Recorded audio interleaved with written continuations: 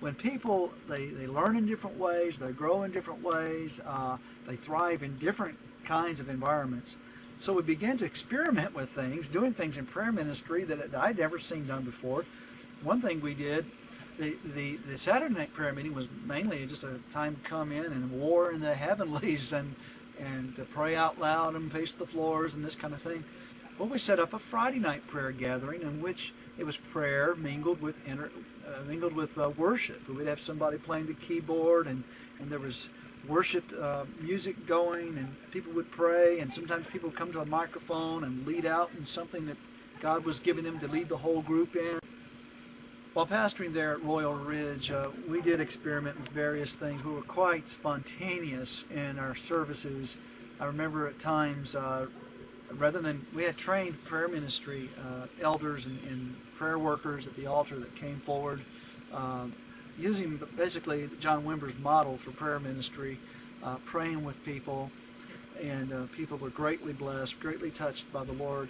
But there were also times in the service, we didn't wait to the end of the service. Sometimes we invited people forward during the worship part of the service, because God's Spirit was, His manifest presence was so obvious that we thought, well, while they're in the throne room, why not let them meet the King? And so we would call people into prayer during the worship time. Occasionally, it wasn't set rule that we did that, but just saw people being blessed in a mighty way. Some other things happened kind of spontaneously.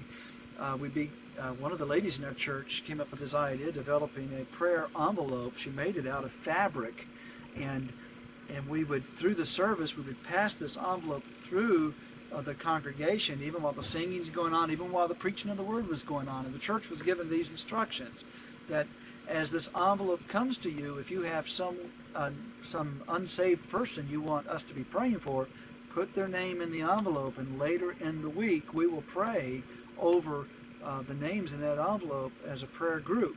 And as that envelope comes to you during the service, and as you're holding it, you pray a prayer without reaching in there and pulling out names, but pray a prayer over the names that are in that envelope. And if you have someone's name you want to put it in, then pass it to the next person.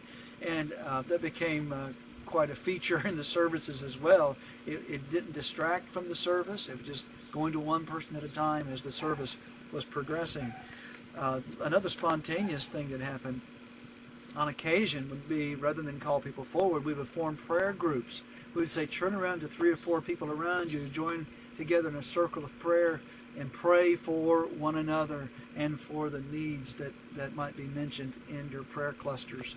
And that became a powerful way of praying. Or I would ask people to say, I would ask people to raise their hand during the service if they had a prayer need, and then I'd say, look around you people, the people whose hands are raised, would you turn to them and let's lay hands upon them and let's pray for them where they are standing.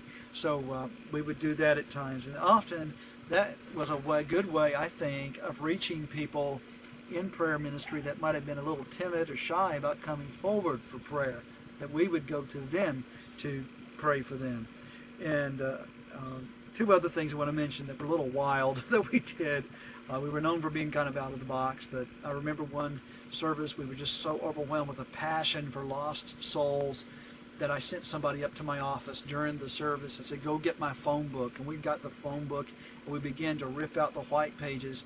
And we said to people that if you will commit yourself to pray for everybody on one of these pages, come and get a page from the phone book. This is your prayer list, as we would pray for people in the greater Portland area.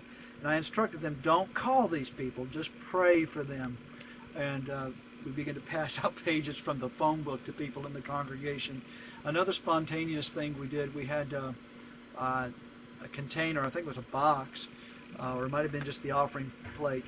And we said that if you want to have a prayer partner in the church, come up and put your name, just write on a piece of paper right now, your name. That's all you have to write is your name, and put it in this offering plate.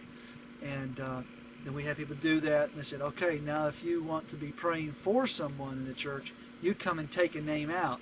And so, and if it ends up you draw your own name out, put it back in and draw out a different slip. And so in that way, everybody got a prayer partner. And it wasn't a secret prayer partner. We would ask them, now you go to the person whose name you've drawn, let them know that you're praying for for them, and so that was going on as well.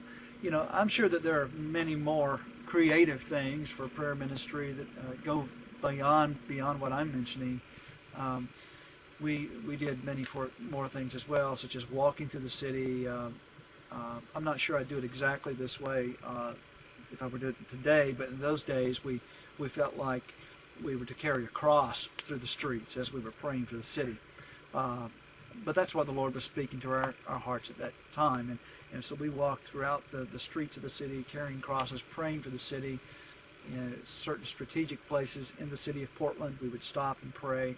And we would gather in the middle of the city to actually had a concert in the middle of the city as we closed out that time of prayer for the city of Portland, Maine.